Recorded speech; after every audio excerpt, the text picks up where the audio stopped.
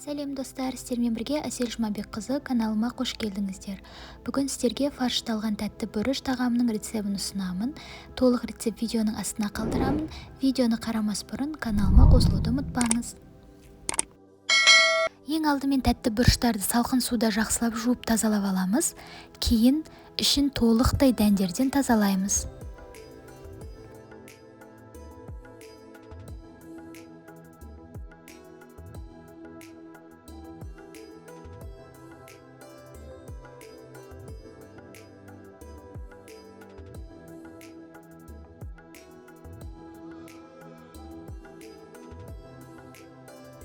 Бұрыштарымызды толықтай жуып тазалап, осылай дайындаймыз. Бұрыштың қалған бөліктерін мен осылай сақтап қоямын, кейін тағамға қуырып қосуға жақсы. Келесі кезекте салмамызды дайындауға көшеміз. Ол үшін етті фаршымызға тұз, қара бұрыш, бір жұмыртқа және алдын ала пісіп тұрған күрішімізді салып, араластырып, салмамды дайындаймыз.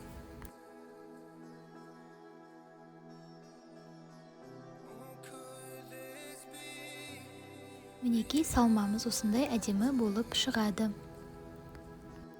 Дайын болған салмамызды видеода көрсетілгендей етіп тәтті бұрышымызға нығыздап, жақсылап салатын боламыз.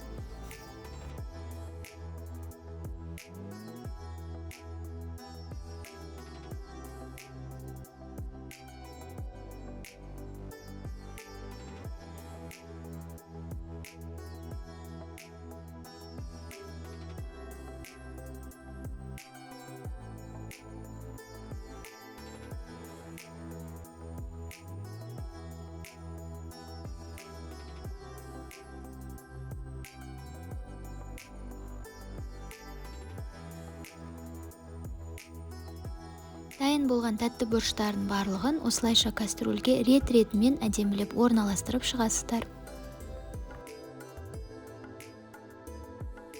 Кастрөлді плитаға қоямыз және оның үстінен қайнаған су құясыздар. Суды өте көп толтырмайсыздар, видеодағыдай етіп құйсаңыздар болады.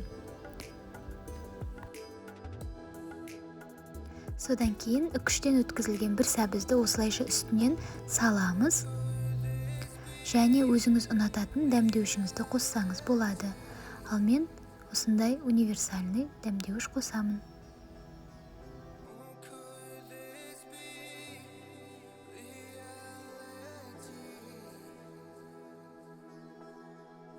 Назарларыңызға үлкен рахмет. Үйлеріңізде жасап көріңіздер. Егер видео ұнаған болса, лайк баса кетіңіздер.